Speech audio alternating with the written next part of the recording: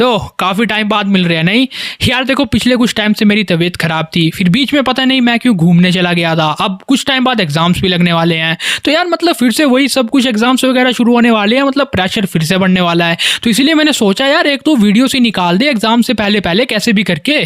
तो आज के इस वीडियो को हम निकाल रहे हैं बस।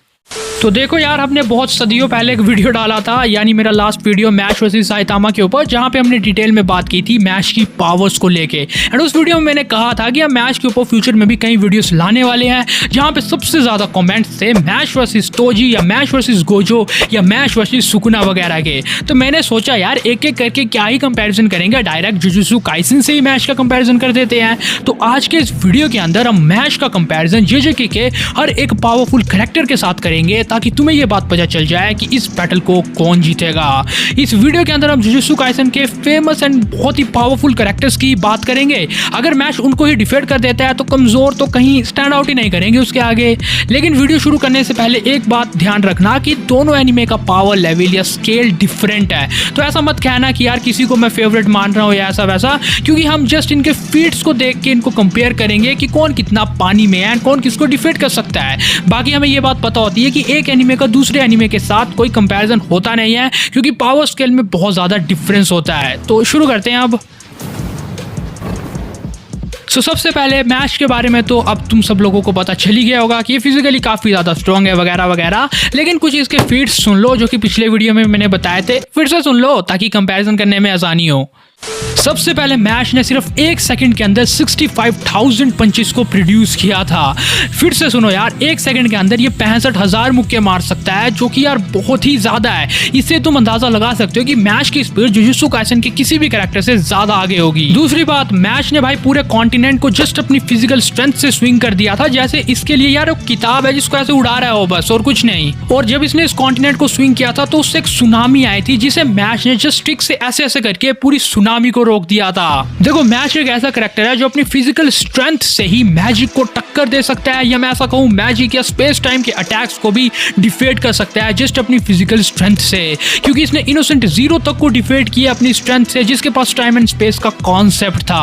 हमने एनीमे के अंदर देखा था कि इसने टाइम को भी रोक के दिखाया है, लेकिन मैश ने इसे डिफीट कर दिया है जस्ट स्ट्रेंथ से। फिर इसके बाद मैश की ड्यूरेबिलिटी, मैश वर्सेस कैटपैक्यो की फाइट में आपने देखा था कि कैटपैक्यो के पास गॉड्स होते हैं, जिस गॉड्स की हेल्प से कैटपैक्यो के ऊपर कोई भी अटैक करे तो वो अटैक उसके ऊपर ही खुद लग जाता है। अब मैश ने ना ही कैटपैक्यो को डिफीट किया, बट उसने गॉड्स की लिमिट को ब्रेक भी किया है। देखो मैश जब भी कैटपैक्यो या उस गॉड के ऊपर अटैक कर रहा था तो वो सारा इंपैक्ट मैश के ऊपर वापस लग रहा था, लेकिन मैश ने इतने अटैक किए, इतने अटैक किए, इतने अटैक किए कि उस गॉड की लिमिट ही ब्रेक हो गई।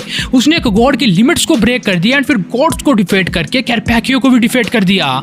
इसके बाद मैश ने डूम को डिफीट कर दिया था, जो कि एक प्लैनेटरी लेवल कैरेक्टर है। यस, एक प्लैनेटरी लेवल कैरेक्टर को भी ये इजीली डिफीट कर सकता है, एंड उसके कई अटैक से इसकी बॉडी के ऊपर कोई घंटा फर्क नहीं पड़ा था। और दूसरी बात, इसने उसके कई अटैक्स को जस्ट अपनी आईलाइट से पकड़ा था। तो यानी ओवरऑल तुम मैश की ड्यूरेबिलिटी को देख के ये कह सकते हो कि इसकी ड्यूरेबिलिटी साइतामा की तरह है। जिस तरह साइतामा के ऊपर किसी भी अटैक का कोई असर होता नहीं है ना, मैश भी सेम है। तो अब करते हैं कंपैरिजन। देखो सबसे पहले डायरेक्ट गोजो को उतारते हैं, क्योंकि अगर गोजो को इसने डिफीट कर दिया तो कई कैरेक्टर्स का सुकड़ा तो ऐसे ही साफ है। गोजो जुजुत्सु काइसन का one of the most strongest character है, जिसके पास न जाने कितनी एबिलिटीज है। डायरेक्ट गोजो की एबिलिटीज से मैश को कंपेयर करते हैं, ताकि तुम्हें पता चल जाए कि क्या मैश इसे डिफीट कर सकता है या नहीं।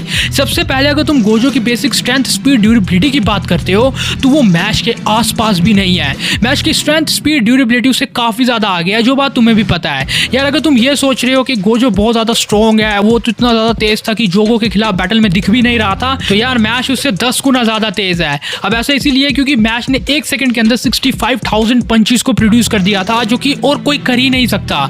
मैं देखो अगर स्पीड ऑफ लाइट यहाँ पे है, स्पीड ऑफ साउंड यहाँ पे है, तो मैश की स्पीड ऑलमोस्ट यहाँ पे होगी एंड गोजो की ऑलमोस्ट यहाँ पे होगी। इसका सिंपल सा मतलब ये हुआ कि स्पीड में काफी ज्यादा डिफरेंस है, जिस वजह से गोजो के कई अटैक से तो मैश इजीली डॉच कर जाएगा, and specially strength, durability and speed में काफी आगे है वो। इसके बाद गोजो के बाकी मैजिकल अटैक्स आते हैं। सबसे पहले तो अपनी गोजो की स्पेशल टेक्निक्स, जैसे blue, red and purple hollow technique. तो अगर गोजो इन सब टेक्निक्स का यूज करता है तो क्या इससे मैश को कुछ होगा? बिल्कुल भी नहीं। सबसे पहले बात कि मैश की स्पीड इतनी ज्यादा है कि वो इजिली डॉज कर पाएगा, और अगर तुम गोजो के फैन हो और तुम्हें ऐसा लग रहा है कि मैश नहीं कर सकता हमारे गोजो की स्पीड से अप काउंटर, तो तब भी मैश उसे डिफीट कर सकता है, क्योंकि मैश के ऊपर उसके अटैक का असर ही नहीं होगा।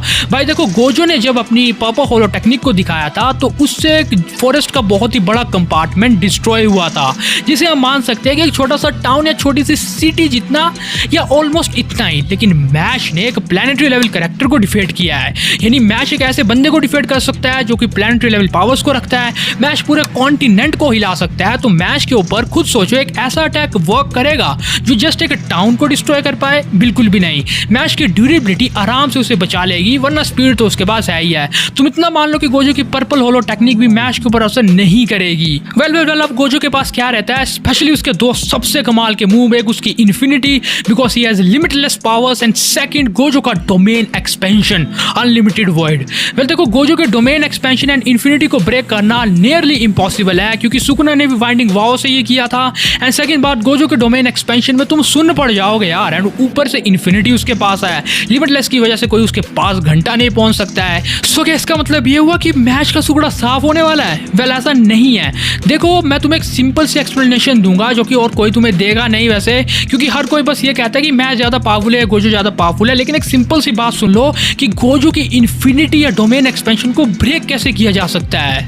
वेल देखो, अगर गोजो की इन्फिनिटी या डोमेन एक्सपेंशन को ओवरपावर करना हो तो उसके दो तरीके हैं। सबसे पहली बात कि अगर गोजो की कर्स एनर्जी ही खत्म हो जाती है, मतलब उसके पास कुछ बचता ही नहीं है, पूरी तरह सूख जाता है वो बैटल करते करते, तब तुम उसकी लिमिटलेस को तोड़ सकते हो एंड फिर तुम गोजो को इन्फिनिटी को ब्रेक करके उसे पंचिस मार सकते हो एंड उसका डोमेन एक्सपेंशन भी फिर खुलेगा नहीं, क्योंकि कर्स एनर्जी रही नहीं होगी उसके पास। लेकिन ऐसा करना नियरली इम्पॉसिबल है, क्योंकि गोजो के पास बहुत ही ज्यादा कर्स एनर्जी है, जो कि हमने जुजुत्सु काइसन के अंदर देखा ही है। तो मैश का गोजो को इतने देर तक टिका सकता है। वेल वो टिका तो देगा, लेकिन तब भी गोजो की कर्स एनर्जी खत्म होना नियरली इम्पॉसिबल है। सो मेरे को नहीं लगता कि इस रीजन की वजह से गोजो मैश से हारने वाला है, लेकिन सेकंड रीजन डेफिनेटली हो सकता है। अब सेकंड रीजन गोजो की इन्फिनिटी या उसके डोमेन एक्सपेंशन को ओवरपावर्ड करने का है, अगर तुम उसके ऊपर स्पेस एंड टाइम के अटैक्स करो तो। मतलब अगर तुम एक ऐसे कैरेक्टर हो जो कि स्पेस एंड टाइम को ओवरपावर्ड कर सकता है, स्पेस एंड टाइम को काउंटर कर सकता है, तो तब तुम गोजो को डिफीट कर सकते हो। लाइक अगर तुमने स्पेस मैनिपुलेशन एबिलिटी का यूज किया तो तुम गोजो के डोमेन एक्सपेंशन के अंदर मूव कर पाओगे, क्योंकि है वो स्पेस एंड टाइम से कनेक्ट ही। गोजो की इन्फिनिटी भी स्पेस एंड टाइम से कनेक्ट है, तो अगर तुम स्पेस एंड टाइम से ज्यादा पावरफुल हो गए तो तुम गोजो की इन्फिनिटी एंड डोमेन एक्सपेंशन को ब्रेक कर पाओगे। एंड लकीली मैश वो है। मैश ने इनोसेंट जीरो को डिफीट कर दिया था, जिसके पास टाइम एंड स्पेस की पावर्स थी। आपने देखा था कि जिस तरह गोजो के डोमेन एक्सपेंशन के अंदर टाइम रुक जाता है, वैसे इनोसेंट जीरो ने भी तो सबको फ्रीज कर दिया था टाइम रोक के। लेकिन इसके बावजूद मैश ने जस्ट अपनी फिजिकल स्ट्रेंथ से काउंटर किया है एंड स्पेस एंड टाइम को ओवरपावर्ड किया है। एक तरह से मैश ने जस्ट अपनी फिजिकल स्ट्रेंथ से स्पेस एंड टाइम के कॉन्सेप्ट को भी पार कर लिया था, ताकि वो टाइम एंड स्पेस के कॉन्सेप्ट से ज्यादा पावरफुल बींग्स को भी डिफीट कर पाए। तो इसका मतलब साफ हुआ कि गोजो के पास भले ही टाइम एंड स्पेस का कॉन्सेप्ट है, लेकिन उसकी इन्फिनिटी एंड डोमेन एक्सपेंशन को ब्रेक किया जा सकता है अगर कोई टाइम एंड स्पेस के कॉन्सेप्ट को ही ब्रेक कर दे तो। एंड मैश ने ऑलरेडी ऐसा किया है, तो इनडायरेक्टली मैश गोजो को डिफीट कर सकता है, क्योंकि गोजो का एक भी मूव मैश के ऊपर असर नहीं करेगा। सो ये कंप्लीट एक्सप्लेनेशन है मेरे ओपिनियन में कि मैश क्यों गोजो से ज्यादा पावरफुल है, जो कि मैं हर वीडियो में कहता हूं। एंड मेरे ओपिनियन में मैश गोजो को डिफीट कर सकता है वन ऑन वन बैटल के अंदर। बट अब इससे एक बात तो साफ होती है कि आगे आने वाले कई कैरेक्टर्स तो ऐसे ही कैंसिल हो जाएंगे। तो हम कुछ पावरफुल कैरेक्टर्स की अब बात करने वाले हैं। जैसे यार, अगर तुम नंबर सेकंड सुकुना की भी बात करते हो ना, तो वो भी मैश को डिफीट अब नहीं कर पाएगा। देखो, सुकुना के पास ऐसा कोई फ्लेक्सिबल एबिलिटी गोजो की तरह है नहीं है। एंड सुकुना का डोमेन एक्सपेंशन मेलवेल एंड श्राइन एक पर्टिकुलर एरिया तक खुलता है एंड 200 मीटर्स के अंदर हर एक चीज को डिसइंटीग्रेट कर सकता है, लेकिन मैश के ऊपर इसके अटैक का कोई असर होगा ही नहीं।